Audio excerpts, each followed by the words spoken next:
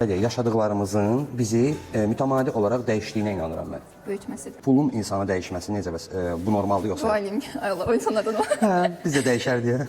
Biz də dəyişərdik. Lakin bir qınanılmaq istəyirəm. Desinlər ki, yəni qınasınlar məni. Pulum çox olsun desinlər ki, belə oldu. Bu insan dəyişdi. Bir 10.000 civarında pulla hərəkət edən insanın davranışları 100.000-lə hərəkət edən insanın davranışlarından təbii ki, fərqli olacaq. Yəni bu normal milyonluq iş görən insan haqqında.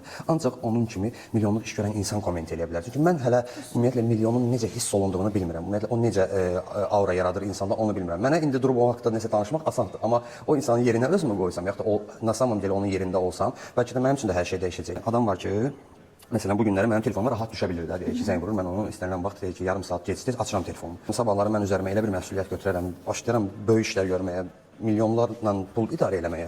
O zaman ola bilsin ki, heç mənim heç vaxtım olmaz da, yəni gün ərzində adama cavab verə bilmərəm.